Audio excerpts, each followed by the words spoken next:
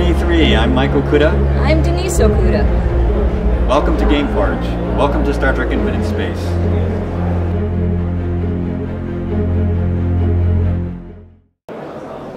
Oh, yes, I mean, we worked with him. Really nice guy, so creative, very warm, very fatherly. He kind of treated Star Trek like his family. I mean, the folks that worked on the show. So, absolutely. And even though I was just starting out in the business at the time, Roddenberry went out of his way to make me feel welcome. When I would suggest something, he would take it very seriously. Even when he couldn't do it, he would respect it. And it's nice to get a chance to meet your hero, to work for him, and to find out that in fact he's a nice guy, and that you're getting to contribute to his work.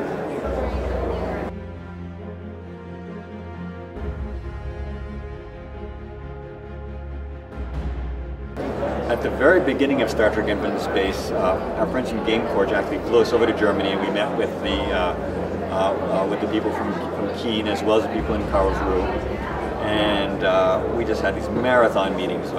Is this kind of like Star Trek? What would you like to see? What would you like it to do? And then from there, it's constant back and forth over the internet, looking at stuff, going, well, I like that, or, well, no, this was kind of how it was in the episode, so can you change that? And so it's, we don't actually meet face-to-face very often these days, except right here at E3, but we're over the net all the time. Yeah, the look and feel, and it was really important to us, and we really appreciated the fact that everybody wanted to get it right. They wanted it to feel like Star Trek, so of course that pleases us a lot.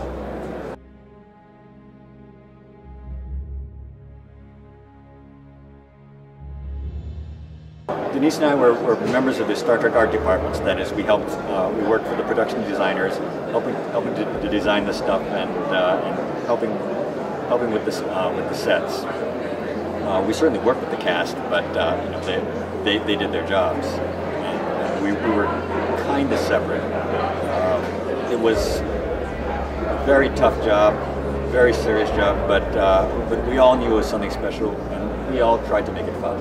The thing, as video supervisor, I was in the art department, and I was also coordinating with all the various different departments and the directors to make sure that the vision of the episode ended up on the computer monitors, on the video monitors on set. So I was down on set a lot. I got a lot of exercise working on Star Trek. I went up to the art department, down to stages, and stayed for a while, and back up to the art department. And it was really very much a family atmosphere. We were working. I mean, we had a job to do, and there was deadline and long hours. But it was also very fun and rewarding, and you got along with a lot of people.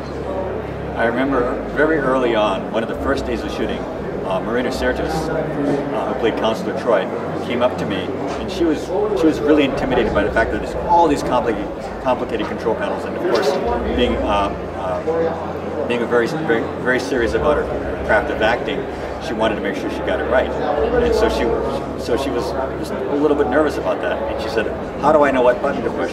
And I said, "Marina, I can't tell you exactly the button to push because I don't know. What I do know is that in the 24th century, these things are presumably very well designed, and that your character is very well trained. She went to Starfleet Academy and she knows what she's doing.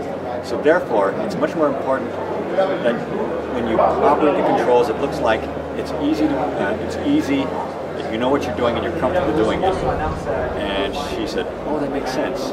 And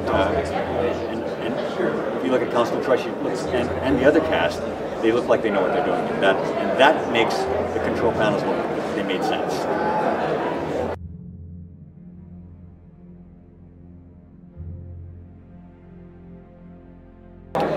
The switch from physical miniatures to digitally rendered models actually has a gradual change over a period of years. It wasn't necessarily that one is better or the other. It's which is the most effective for the shots you want, which is the most cost effective.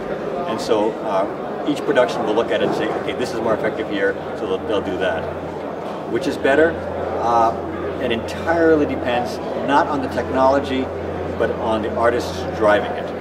You can have a great model effect. You can have a poor model effect. You can have a great digital effect. You can have a poor digital effect. It's just the artists doing the work.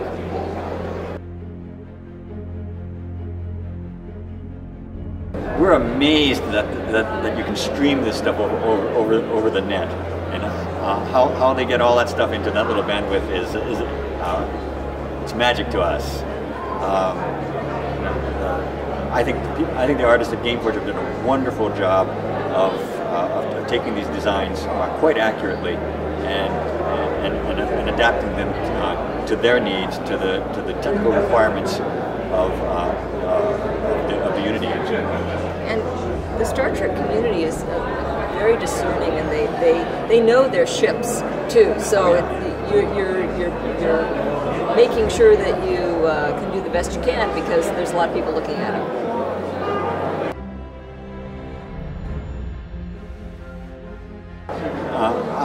I don't, and here's why. If I'm flying the Runabout, I want to see that ship. It's a cool ship. If I'm flying the Galaxy class ship, it's a cool ship. I want to see the ship. If you need to adjust the scale, I think most people would rather see the ship. I want to see the ship. And quite frankly, on the television shows, our visual effects supervisors constantly made little tweaks to the ships to make the shots work better. So it's all good.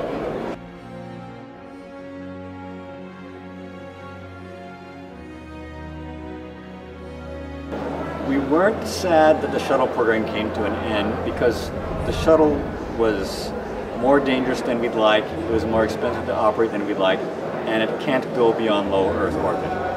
That said, with the shuttle program coming to an end,